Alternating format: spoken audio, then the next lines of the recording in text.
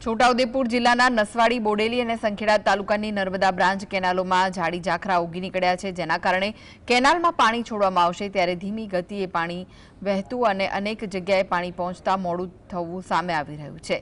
કેટલાક વિસ્તારોમાં તો દિવસો સુધી પાણી ન પહોંચે તેવી પરિસ્થિતિ સર્જાઈ, જેના કારણે ખેડૂતોએ ચિંતાનો સ્વર ઉઠાવ્યો છે। સમયસર સિંચાઈનું પાણી ન મળે તો ઊભો મોલ સુકાઈ શકે તેમ છે।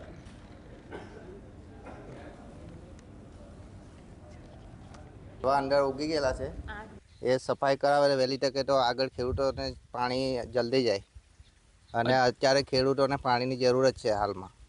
આ ઝાડવા ઉગેલા હોય તો પાણી કેટલું ધીમું જાય ને શું થાય? પાણી એકદમ ધીમું જાય ને ઝાડવા ઉગેલા એટલે થોડાક સાફ કરેલું હોય તો જલ્દી જાય।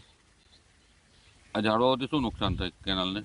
ઝાડવાથી હવે બધું નુકસાન થાય, તૂટી બી જાય, અંદર મૂળ અંદર જતા હોય તો બીજી બનાવવું નવેસરથી કરવું પડે એવું છે। કેનાલમાં પાણીની તકલીફ પડે છે કહેવાય। ઝાડવાને લીધે કેનાલ અમુક ટાઈમે આ ગાબડા પડ્યા કરે, મૂળ અંદર જાય, એને લીધે ખેડૂતોને પાણી ટાઈમે પહોંચતું નહીં કહેવાય।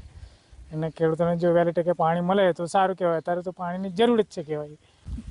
કેનાલને એવું નુકસાન થાય કે અમુક તૈડો પડી જાય, પેલા અંદર મૂળ જાય, એને લીધે નુકસાન થાય કહેવાય કેનાલને।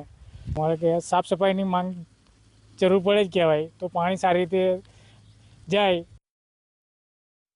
છોટાઉદેપુર જિલ્લામાં નસવાડી તાલુકા અને બોડેલી તાલુકામાં જે બ્રાન્ચ કેનાલો નીકળે છે ખેડૂતોને સિંચાઈનું પાણી પૂરું પાડવા માટેની, તેમાં ઝાડી ઝાકર ઉગી નીકળી છે। આપ તસવીરોમાં જોઈ રહ્યા છો, આ મોટી સંખ્યામાં કેનાલની અંદર ઝાડી ઝાકર ઉગી નીકળ્યા છે, જેનાથી જે પાણી જેની ગતિ હોય છે ઝડપથી કેનાલમાં જવાની તે જતું નથી અને અનેક જગ્યાઓ પર ખેડૂતોને સિંચાઈનું પાણી મળતું નથી।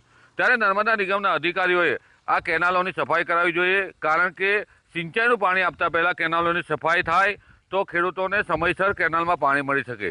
પરંતુ નર્મદા નિગમના અધિકારીઓને નિષ્કાળજીના વાંકે ખેડૂતોને પાણી સિંચાઈ માટે મળે નહીં। કેનાલોની સફાઈ કરાવવી તાતી જરૂરિયાત છે।